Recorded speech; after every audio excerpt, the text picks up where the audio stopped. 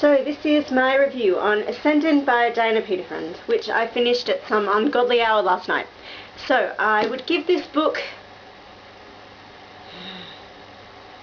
4.5 stars out of 5. It was so touch and go during the course of this. It was honestly, it's such a cliched thing to say, but it was like an emotional roller coaster for me, and there was a distinct moment in the middle chunk of the book where I was thinking this is lowered to a 4-star rating, which is pretty extreme for these books. And I'll get to that in a minute, but I think I've landed on a 4.5-star rating, I think. Okay, so this of course is the sequel to Rampant, and it's the second in the Killer Unicorn series. I'm not sure how many there's going to be. I assume it's going to be a trilogy, but I'm very uninformed.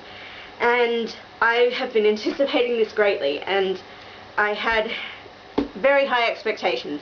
And in some fields it did not let me down in the slightest, and I was very content with a lot of things that occurred. And I will try and get on to some of the more negative aspects first. So, okay. I will preface this review by saying if you are an animal lover, if you're like a bleeding heart for the welfare of animals like I am, I tend to rank the welfare of animals higher than that of humans, and, news stories about cruelty to animals and stuff, there's my cat, tends to upset me infinitely more than any, human-based news report, because I'm weird like that, but that's just where my priorities are. So I had a very hard time reading a lot of the material in this book, because it very much focuses on the notion of unicorns in captivity as opposed to in the wild, and their treatment in both circumstances, and then Astrid and the other girls, their role as hunters in having to kill these creatures when they're, going to attack, when they're posing a threat.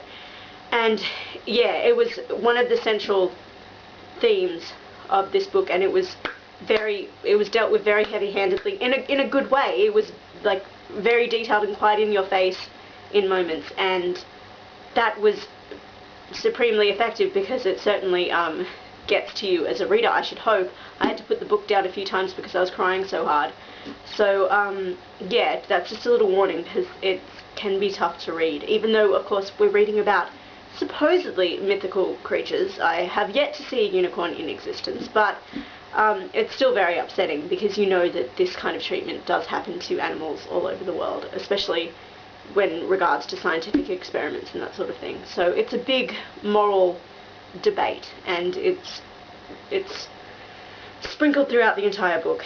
Yeah, so that was very difficult to read. And it also brought up a lot of issues that I was surprised I had with our protagonist, Astrid.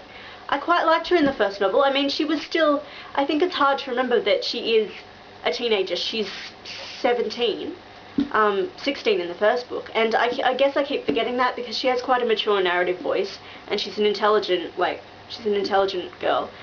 So I think I have expectations of her behaviour, especially that, I don't make allowances for her age, and, for the fact that she's just a normal girl, really. And so her reactions, especially to, mainly in the middle of the book, towards the end, certain things happened, and it really changed her mindset, and she became very passionate about really wanting to help these unicorns. But yeah, she had a lot of moments where she seemed very indifferent towards the cause, even though that's not really her role. So she was very torn in this book, because it was all about what her role is, not only as being a hunter and what she's meant to be doing within this group of girls and within the community of, fighting these unicorns, but also as a person, and where she's going to go in life if she's going to keep dedicating herself to this cause, and whether or not that is her birthright, and where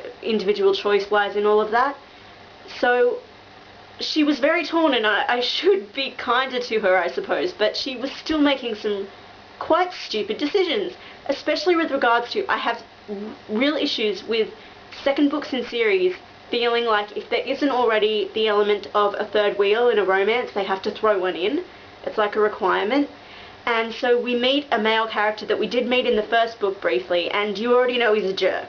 He's a dick, and you're not meant to like the guy. I sincerely hope, because I didn't. So when he returned in this book, I was really pissed off. I was like, I don't want you there. Why are you there? Go away. You're taking up precious reading space. And there was already enough of an issue created between Astrid and her romantic partner Giovanni. They already had some conflict stuff there that was working perfectly fine for me as like a dramatic plot point thing. But then suddenly we had this third guy thrown in, and even though in the end it's explained reasonably well and his role is kind of makes sense, you feel like it's just there for the sake of it, for the sake of a friggin' love triangle in a YA book, and that really annoyed me because you just hate this guy. And, well, like, I just hated this guy, really. So every moment that he's on the page and Astrid is actually falling for his charm, despite the fact that she knows that he's been an utter jerk in the past, I was so angry with her. And also it kind of took the focus away from what I felt were bigger issues that she should have been dealing with. So I'm a little bit like a stern mother with Astrid in this book. But nonetheless, I mean, she still came through as a really believable heroine, and her plight was very realistic. Also, I've discovered that I find a lot of parallels between this series and the Gemma Doyle series by Libba Bray, primarily in the interactions that the girls have in the cloisters, and we don't actually spend that much time in the cloisters in Rome in this book. We do some travelling, and it's mainly Astrid on her own in a very different environment, which was really interesting to read about. But when the girls are together, I'm reminded of the relationship between Gemma and Felicity and Pippa in the Gemma Doyle series. And that's a really good thing, because the interactions between the girls are very realistic and it's not sugar sweet, and their relationships are all complex and varied, and their behaviour towards one another is really credible. And there were also some really distinct stuff with supporting characters that I was reminded of from A Great and Terrible Beauty. So, especially with the character of Corey, who I've been a big fan of since the first book, because she actually reminds me a lot of Hermione Granger. And there was something I'd sensed was coming with her character, and yeah, let's just say that came to pass, and I was really happy with how it was handled. We still, in the first book, as you probably know, the main moral issue was the idea of female sexuality and what you do with that when you're meant to be a virgin unicorn hunter. And that was still certainly a topic that was discussed a lot in this book, and still done really well. And there was also some new issues thrown in with that one as well. I don't want to spoil stuff. But, I mean, in the end, because after the middle of the book certain things turned around and things began to happen, because it is the lead up to, I'm assuming, the conclusion to the series, we're still left hanging with a lot of stuff right at the end. And I'm very concerned about the welfare of a few of our characters. There's a section right towards the end also that's very depressing. It's written really well, but it's so morbid to read, and that's coming off all the emotional turmoil that you just experienced with the whole unicorn welfare aspect. So I was just a mess last night when I finally finished it. I'm rambling so much, but I do recommend this series, I really do. And the book surprised me, because for a little while I was getting so annoyed with Astrid and so upset about the moral themes. They were taking such a toll on me that I thought I was actually disliking this a little bit more than the first book. But I would say it's a very good sequel, and I think the series is really strong. The fact that it bothers to deal with these issues and not shy away from them. But I mean, it does it so. It's so well crafted into the wider narrative, and it works so well with the characters that it honestly doesn't feel forced. I truly believe that. I just think it works really well, and it makes for a different read, and you come away from these books feeling different, feeling a different aura than you have from, other stuff, which makes it, stands out in your memory, and I think that's great. So, yeah, Ascendant by Diana Peterfruend. Have some tissues with you if you love your animals. Yeah, because you're probably going to start crying. And I can't wait to read the third book. And I wonder if they're going to be making these into a film. If they did, I wonder how they do that.